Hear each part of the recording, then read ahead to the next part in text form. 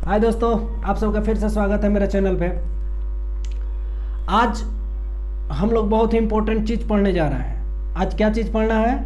मध्यकालीन भारत से यहाँ से सल्तनत पीरियड स्टार्ट होता है, वो सल्तनत पीरियड के बारे में हम लोग पढ़ेंगे। लेकिन उससे पहले कि हम लोग पढ़ाई करें, ज़रूरी है कि हम लोग कंसेप्ट भी समझें। देखिए, मध्यकालीन भारत में हम लोगों को क्या क्या पढ़ना होता है, इसका एक खूब बढ़िया से ढांचा या फिर ग्राफ अपने दिमाग में बना लेना बहुत ज़रूरी है। तब हमको ये चीज़ें एक बाय एक सीरियल वाइज समझ में आती जाएगी। फॉर एग्जाम्पल, हम लोगों ने मध्यकालीन भारत में सबसे पहले पढ़ा अरबों का आक्रमण। अरबों के आक्रमण में हमने क्या पढ़ा? हमने पढ़ा मोहम्मद बिन कासिम। फिर हम लोगों ने दूसरा आक्रमण पढ़ा, किसके बारे में? तुर्कों का आक्रमण में। तुर्कों के आक्रमण में क्या पढ़ा? तुर्कों के आक्रमण में हम लोग पढ़ते क्या, बताइए? हम लोग पढ़े थे सबसे पहला महमूद गजनवी, उसके बाद मोहम्मद गोरी।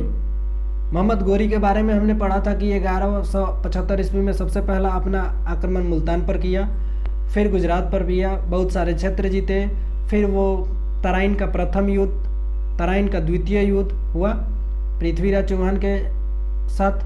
तराइन के दूसरे युद्ध में पृथ्वीराज चौहान की मृत्यु करके या हत्या करके वो क्या कर देता है? मुस्लिम साम्राज्य की यहाँ स्थापना कर देता है। 1194 ईस्वी में चंदावर का युद्ध होता है। चंदावर के युद्ध के बाद वह पुनः गजनी लौट जाता है। फिर भारत वो आता है 1205 ईस्वी में। 1205 ईस्वी में जब वो भारत आता है तो वहाँ खोखरों से इसकी युद्ध होती है। खोखरों से काफ़ी ज़्यादा युद्ध में उन लोगों को पराजित करने के बाद जब इधर से ये जा रहा होता है 1206 ईस्वी में, तो उसकी हत्या कर दी जाती है। और 1206 ईस्वी में ही दिल्ली के क्षेत्र का जो अगला शासक बनता है वो बनता है कुतुबुद्दीन ऐबक। और वही यहाँ पर एक वंश की, मुस्लिम वंश की नींव डालता है जिसका नाम होता है गुलाम वंश। मध्यकालीन भाग को अगर हम लोग देखें तो हम लोगों को उसमें 4 चीज़ें पढ़ना होता है। पहला अरबों का आक्रमण, दूसरा तुर्कों का आक्रमण, तीसरा सल्तनत काल, चौथा मुगल काल।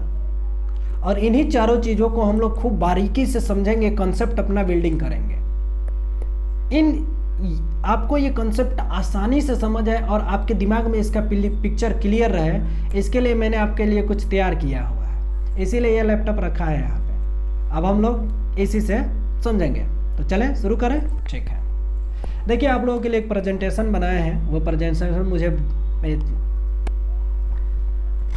उम्मीद है कि बहुत पसंद आएगी आप लोगों को। यदि पसंद आए तो कमेंट में लिख कर बताइएगा कैसा लगा।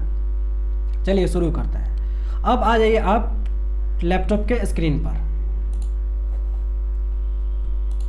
सबसे पहले हम लोग जो इसमें पढ़ने जा रहे हैं वो आपके सामने स्क्रीन पर दिख रहा होगा। ये क्या है? लिखा हुआ है मेडिवल इंडिया 712 ईस्वी से 1707 ईस्वी तक। एडी का मतलब है ईस्वी, बीसी का मतलब ईसा पूर्व हो जाता है। देखिए, मध्यकालीन भारत का जो काल निर्धारित किया गया है अरबों के आक्रमण से लेकर, सफल आक्रमण से लेकर 1707 मुगल बादशाह औरंगजेब की मृत्यु तक बांटा गया है। इसी काल के दौरान हम लोग जो बताए 4 चर्चा किए कि अरबों का आक्रमण, तुर्कों का आक्रमण, सल्तनत काल और मुगल काल पढ़ेंगे। ठीक है, अब देखिए आपके सामने उसी को खूब बढ़िया से हमने व्याख्या करते हुए यहाँ पे न्याय किया। मेडिवल इंडिया में हम लोगों को पहला पढ़ना होता है अरबियन इन्वेजन आया, दूसरा है टर्किश इन्वेजन, तीसरा है सल्तनत पीरियड, चौथा है मुगल डायनेस्टी। यानी ये 4 चीज़ें हम लोग को मध्यकालीन भारत में पढ़ना है। अब आगे चलें।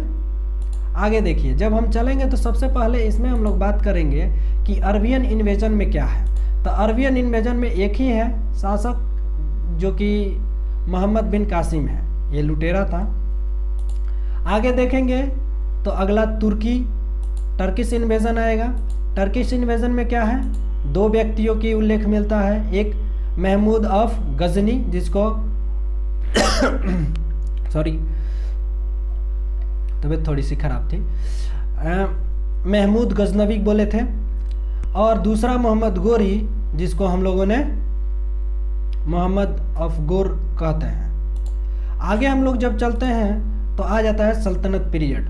अब सल्तनत पीरियड का अगर काल देखें तो 1206 ईस्वी से लेकर 1526 ईस्वी तक ये सल्तनत पीरियड चलेगा। और इस सल्तनत पीरियड में हम लोगों को 5 राजवंशों के बारे में पढ़ना होता है। पहला राजवंश जो कि अभी आपके स्क्रीन पर आएगा, देखिए पहला राजवंश होता है गुलाम वंश, जिसको स्लेव डायनेस्टी इंग्लिश में बोलते हैं। दूसरा है खिलजी वंश, जिसको खिलजी डायनेस्टी इंग्लिश में बोला जाता है। तीसरा है आपका तुगलक डायनेस्टी, और चौथा है सैयद डायनेस्टी, सैयद वंश, और पांचवा है लोदी वंश। इसी लोदी वंश का अंतिम शासक होता है इब्राहिम लोदी, जिसको 1526 में बाबर पानीपत के युद्ध में हराकर सल्तनत काल को खत्म करता है और मुगल काल को शुरू करता है।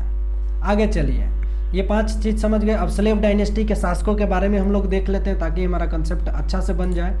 देखिए, स्लेव डायनेस्टी को मामलुक डायनेस्टी या गुलाम वंश भी कहा जाता है, क्योंकि इसमें के ज़्यादातर शासक जो होते हैं गुलाम होते हैं या मामलुक होते हैं। मामलुक का अर्थ ये होता है अलग अलग माता पिता से जन्मे हुए संतान, यानी दास से।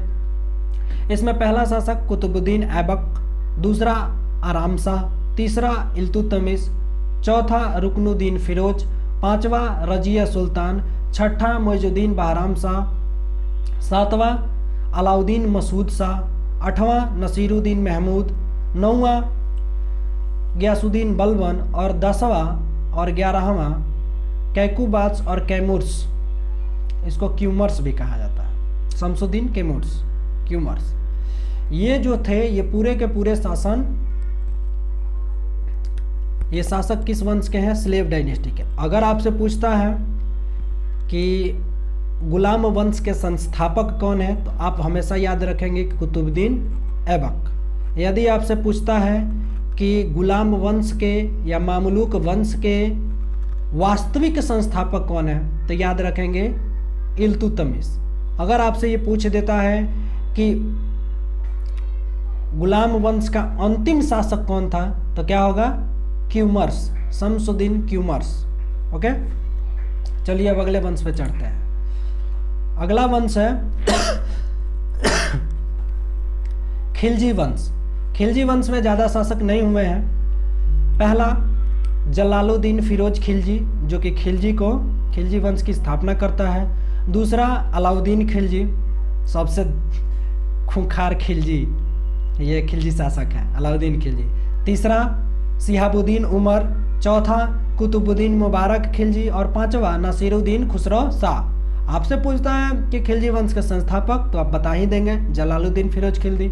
अगर पूछता है खिलजी वंश के अंतिम शासक, तो याद रखेंगे खुसरो शाह, नासिरुद्दीन खुसरो शाह। ओके, अगले पे चलते हैं। अगला आप देख रहे होंगे कि तुगलक डायनेस्टी का एक लिस्ट बना हुआ है, क्योंकि हम लोग तीसरा वंश पढ़ रहे हैं। तीसरे वंश में है तुगलक डायनेस्टी, इसी में है गयासुद्दीन तुगलक। दूसरा शासक मोहम्मद बिन तुगलक। तीसरा है फिरोज शाह तुगलक। चौथा है गयासुद्दीन द्वितीय, अबू बक्र, नसीरुद्दीन महमूद, अलाउद्दीन, नुसरत शाह, और अंतिम है महमूद। और यदि आपसे पूछता है कि तुगलक वंश का संस्थापक, तो ऑब्वियस ही बात है पहला संस्थापक होगा, तो पहला है गयासुद्दीन तुगलक, इसके संस्थापक, और अंतिम पूछे तो महमूद। आगे अगर हम बढ़ते हैं तो देखते हैं कि सैयद डायनेस्टी है, ये चौथा राजवंश है। सैयद डायनेस्टी में 4 शासक होते हैं। सैयद डायनेस्टी की स्थापना कौन करता है? खिज्र खां। खिज्र खां के बाद दूसरा शासक होता है मुबारक शाह, तीसरा होता है मोहम्मद शाह, और चौथा होता है अलाउद्दीन आलम शाह। इसके बाद जब हम आगे बढ़ते हैं तो देखते हैं अगला आता है लोदी वंश। दिल्ली सल्तनत का अंतिम वंश है ये, 5वां और अंतिम वंश लोदी वंश। लोदी वंश में सबसे पहला शासक होता है बहलोल लोदी, सिकंदर लोदी, और तीसरा होता है इब्राहिम लोदी। लोदी वंश की स्थापना कौन करता है? बहलोल लोदी, और लोदी वंश का सबसे अंतिम शासक होता है इब्राहिम लोदी। एक बात इब्राहिम लोदी के बारे में दिमाग में रखिएगा कि ये एक ऐसा सुल्तान है, ऐसा सुल्तान जो कि रणभूमि में युद्ध करते हुए मारा गया था। इब्राहिम लोदी, अंतिम सुल्तान इब्राहिम लोदी। इसके बाद हम लोग का सल्तनत काल ख़त्म होता है और अगला आता है जिसका नाम है मुग़ल डायनेस्टी। ये मुग़ल डायनेस्टी जो होता है ये पानीपत के प्रथम युद्ध के बाद इसकी शुरुआत होती है 1526 से, जिसकी स्थापना कौन करता है? बाबर। बाबर के बाद हुमायूं, हुमायूं के बाद अकबर, अकबर के बाद जहांगीर, जहांगीर के बाद शाहजहां, शाहजहां के बाद औरंगज़ेब। औरंगज़ेब पर जाकर मध्यकालीन भारत ख़त्म हो जाता है, यानी मध्यकालीन भारत का पीरियड ख़त्म हो जाता है, लेकिन मुग़ल काल ख़त्म नहीं होता है। इसके बाद भी मुग़ल शासक आएंगे, परंतु वो लोग जितने भी शासक हैं वो हम लोगों को कब पढ़ना है? आधुनिक भारत में। लेकिन यहाँ पर आप नोटिस करेंगे, आप देखेंगे तो पाएंगे कि जो ये आपको दिख रहा है हुमायूं का पीरियड वो 1530 से 1540 तक है, एंड 1545 से 1556, यानी ये जो बीच में गैप जो ईयर दिख रहा है, यहाँ पर एक अन्य वंश आया था जिसका नाम था सूर डायनेस्टी, जिसके स्थापनकर्ता कौन थे? शेरशाह सूरी। देखिए यहाँ पे अभी आएगा आपके स्क्रीन पर, देख लीजिए, ये है सूर डायनेस्टी। सूर डायनेस्टी में पहला शेरशाह सूरी, दूसरा इस्लाम शाह सूरी, तीसरा मोहम्मद आदिल शाह, चौथा सिकंदर शाह सूरी और पांचवा आदिल शाह सूरी। ये 5 शासक शेरशाह सूरी के बाद 4 अन्य आए हैं जो ये सब के सब है सूरी डायनेस्टी के। ये कितने पीरियड में राज किए हैं? 1540 से लेकर 1545 के में, ठीक है।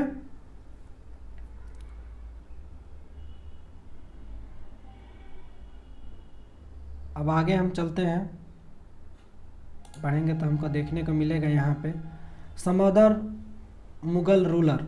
आपको अभी बताएं कि औरंगज़ेब के बाद भी मुग़ल बादशाह होते हैं, लेकिन ये जितने भी बादशाह हैं ये सारे हम लोगों को मॉडर्न में पढ़ना है। नाम देख लीजिए इनका: बहादुर शाह, जहांदर शाह, फ़र्रुखसियर, रफ़ीउद्दरजात, रफ़ीउद्दौला, मोहम्मद शाह, रंगीला भी कहा जाता है उसको, अहमद शाह, आलमगीर द्वितीय, शाह आलम द्वितीय, अकबर द्वितीय, बहादुर शाह जफ़र। बहादुर शाह जफ़र 1857 क्रांति का नेतृत्व करते हैं। उसी में इनको पेंशनर बना के कहाँ भेज दिया जाता है? रंगून, जहाँ इनकी मृत्यु हो जाती है। इस तरह मुग़ल बादशाह बहादुर शाह जफ़र जो कि अंतिम मुग़ल बादशाह होते हैं, वहाँ पे इनकी मृत्यु होती है। मुग़ल काल वहाँ ख़त्म होता है, जबकि अंग्रेज़ों का शासन आ जाता है। खैर आगे हम लोग देखते हैं। Thank you. यानी आप लोगों का जो है ये पूरा मुग़ल काल तक, यानी यूँ कह ले कि मेडिवल पीरियड का जितने शासक हैं, जितने वंश हैं, उनके बारे में हम आपको एक कंसेप्ट डेवलप कर दिए कि किसके अंतर्गत क्या पढ़ना है और कब क्या पढ़ना है। चलिए आज के लिए ही इतना ही रहेगा, फिर मिलेंगे अगले क्लास में। तब तक के लिए धन्यवाद। जय हिंद।